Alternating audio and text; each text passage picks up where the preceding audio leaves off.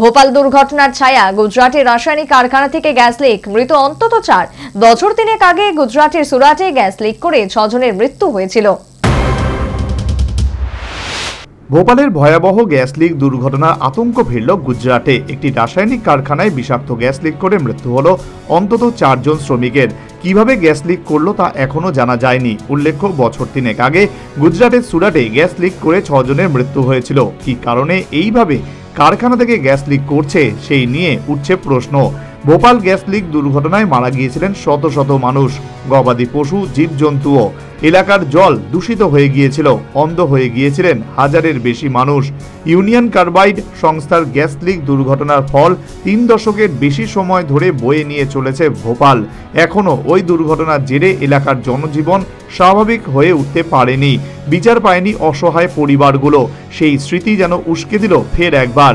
উল্লেখ্য, গত মাসে অন্ধ্রপ্রদেশে একটি ওষুধ তৈরির কারখানায় গ্যাস লিক করে বিষাক্ত বাতাসে নিঃশ্বাস নিয়ে অসুস্থ হয়ে পড়েন কারখানার অন্তত 20 জন কর্মচারী। পরে মৃত্যু হয় একজনের। এবার গুজরাটে ঘটল এমন ঘটনা। কেন বারবার এভাবে কারখানা থেকে লিক হচ্ছে বিষাক্ত গ্যাস? কারখানাগুলিতে কি পর্যাপ্ত সুরক্ষাবিধি মানা হচ্ছে না? 2022 সালে সুরাটে একইভাবে গ্যাস লিক করে মৃত্যু হয়েছিল 6 জনের। ফলে প্রশ্ন উঠছে, দেশ জুড়ে ছড়িয়ে থাকা রাসায়নিক কারখানাগুলো কি আদৌ নিরাপদ? পুলিশ সূত্রে খবর, ঘটনাটি ঘটেছে গুজরাটের বাহলুদ জেলার দাহেজে গুজরাট ফ্লুরোকেমিক্যালস লিমিটেড নামে একটি রাসায়নিক কারখানাতে। শনিবার রাত 10টা নাগাদ আচমকাই কারখানার একতলার একটি পাইপ থেকে গ্যাস লিক করতে শুরু করে। সেই সময় কারখানায় উপস্থিত ছিলেন 4 জন কর্মী। বিষাক্ত গ্যাসে নিঃশ্বাস নিতে নিতে অসুস্থ হয়ে পড়েন সকলেই। খবর পেয়ে মাঝরাতেই ওই কারখানায় গিয়ে উদ্ধার কাজ শুরু হয়। স্থানীয় একটি বেসরকারি হাসপাতালে ভর্তি করা হয় তাদের। রবিবার ভোররাতে সেখানে মৃত্যু হয় 3 জনের।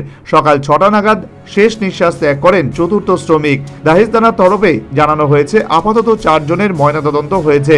কিভাবে গ্যাস লিক করলো সেটা জানতে তদন্ত শুরু করেছে পুলিশ। সংস্থার বিরুদ্ধে এফআইআর দায়ের করা হয়েছে। বিতিন সরকারের report, news vanguard. Shrija Institute of Kidney Sciences কিডনির জটিল রোগের চিকিৎসার জন্য এক উৎকৃষ্ট প্রতিষ্ঠান, যেখানে উত্তর পূর্ব ভারতের প্রথম এবিও অসামঞ্জস্য কিডনি প্রতিস্থাপন এবং মৃত ব্যক্তির কিডনি প্রতিস্থাপন করা হয়। এখানে 115টিরও বেশি কিডনি প্রতিস্থাপন এবং উত্তর পূর্ব ভারতে সবচেয়ে বেশি হিমোডায়ালিসিস করা হয়েছে এবং এই সংখ্যা দিন দিন বাড়ছে। Shrija Institute of Kidney Sciences Tripura সরকার সহ অরুণাচল প্রদেশ, মেঘালয়, মিজোরাম, মণিপুর এবং নাগাল্যান্ড সরকার দ্বারা স্বীকৃতি প্রাপ্ত।